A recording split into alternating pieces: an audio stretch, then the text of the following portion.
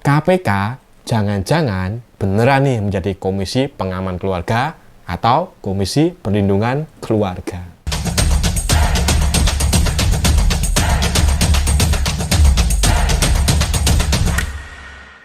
Kesaksian si Kae tentang perjalanan nebengnya ke Amerika naik pesawat tebeng berdampak panjang.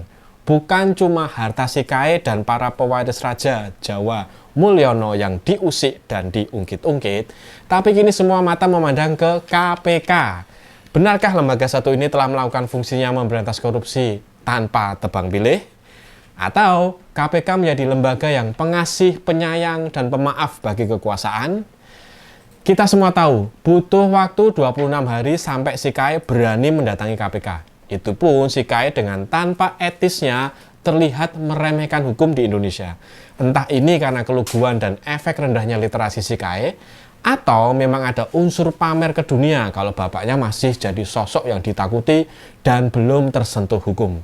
Satu hal yang menjadi sorotan kita, KPK jadi terlihat lemah, letih, lesu, kurang darah berhadapan dengan rezim Mulyono, terutama akhir-akhir ini sejak kasus si Kae mencuat. Padahal masa jabatan KPK kali ini sudah tinggal sedikit hari. Kok masih takut ya? Mestinya kan makin hari makin dekat harusnya tanpa beban. Jangankan KPK, Mulyono yang mau turun saja masih terlihat berat hati melepaskan kekuasaannya. Termasuk masih mencoba muslihat terbarunya untuk mempercepat seleksi KPK. Diarai, Mulyono bermain juga dalam seleksi awal calon anggota KPK. Akibatnya, nama-nama oknum bermasalah bisa lolos dalam penjaringan 20 besar yang dilakukan panitia seleksi KPK. Ada nama Johanis Tanak dan Pahala Nenggolan yang pernah melakukan pelanggaran etik. Ada lagi nama Agus Joko Pramono, mantan wakil ketua BPK yang diduga terlibat transaksi janggal 115 miliar.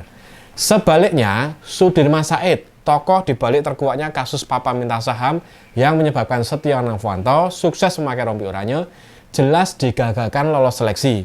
Tidak heran karena Sudirman memang kritis terhadap Mulyono. Demikian juga dengan anggota Indonesia memanggil 57 atau IM57. Mereka semua gagal lolos seleksi. IM57 sendiri adalah organisasi gerakan anti korupsi yang didirikan ex-pegawai KPK. 12 anggotanya mengajukan uji materi ke MK tentang syarat usia minimal anggota KPK. Saat ini usia minimal harus 50 tahun.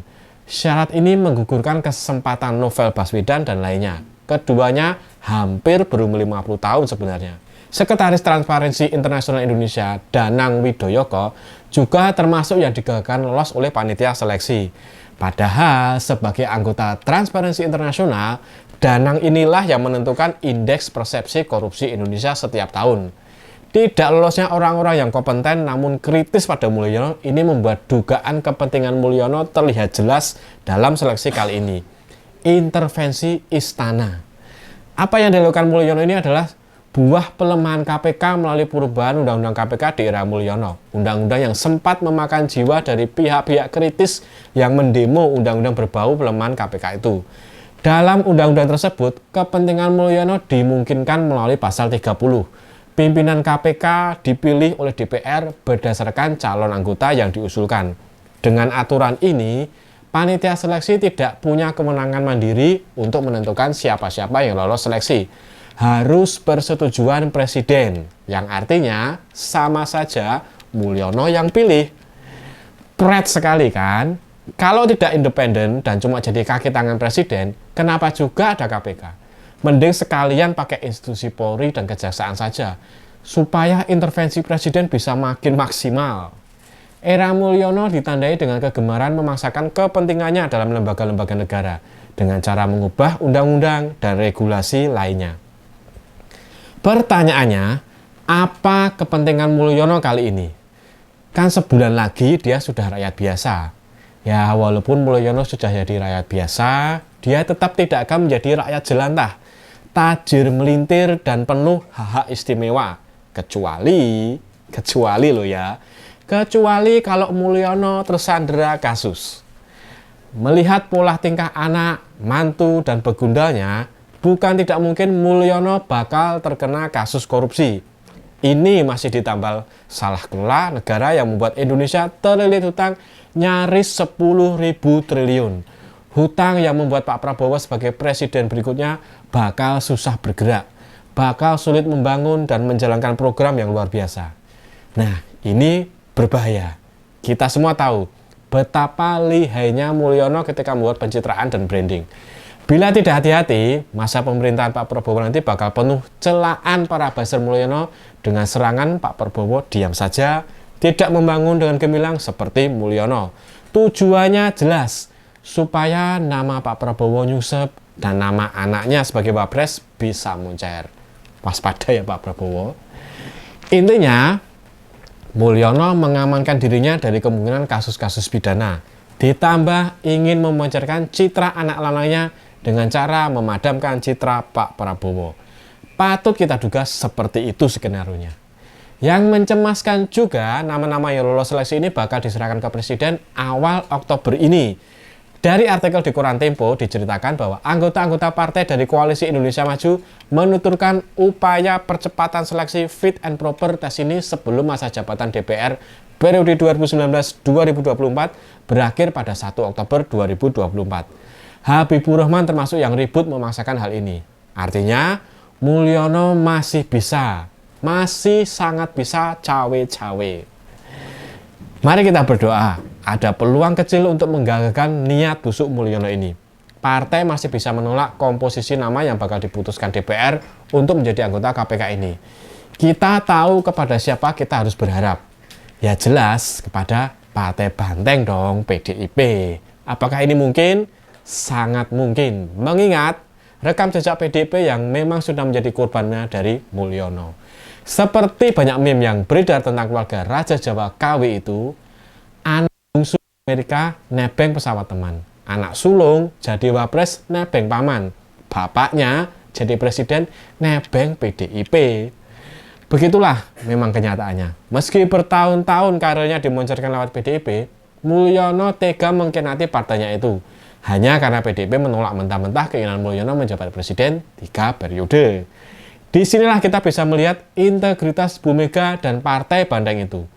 Kalau tergiur kekuasaan, lebih mudah untuk menerima tawaran Mulyono dan menjadikan Raja Jawa Halu itu presiden 3 periode.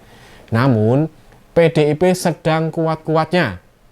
Di parlemen pun nyaris tidak ada oposisi. Toh, kalau Mulyono berkuasa, PDIP pastilah tetap dapat jatah menteri yang banyak.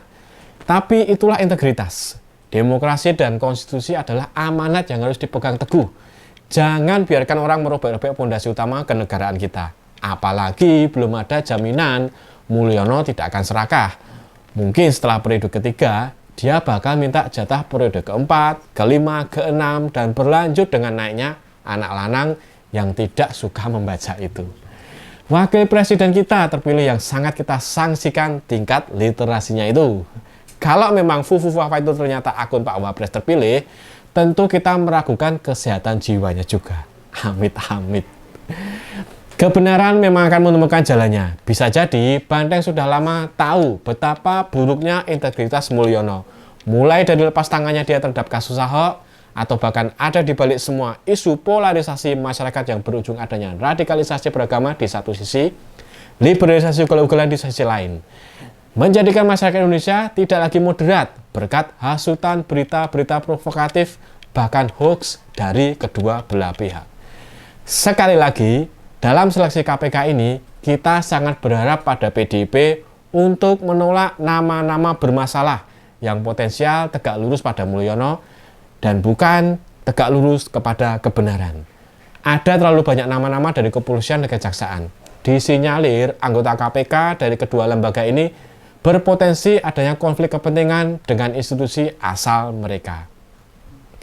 Ditambah lagi, kepolisian sendiri sejak naiknya Tito menjadi Mendagri memang dianggap menjadi lembaga yang amat sangat tegak lurus Mulyono. Bahkan disinyalir, kemenangan Gibran jadi Wapres kemarin juga karena ketidaknetralan Polri. Gerak senyap mereka memenangkan Gibran. Seleksi KPK harus belajar dari kasus Firly Bahuri, Ketua KPK asal kepolisian yang justru menenggelamkan KPK menjadi tukang pukul penguasa dan sejumlah pelanggaran etik seperti menerima gratifikasi dan pemerasan. Benar kan? Lemahnya KPK menghadapi pesawat tebeng Kaisang, akun Fufufafa bisa menjadi salah satu buktinya. KPK jangan-jangan beneran nih menjadi Komisi Pengaman Keluarga atau Komisi Perlindungan Keluarga. Itu saja dari saya, kurang lebihnya mohon maaf. Salam POV, Point of View.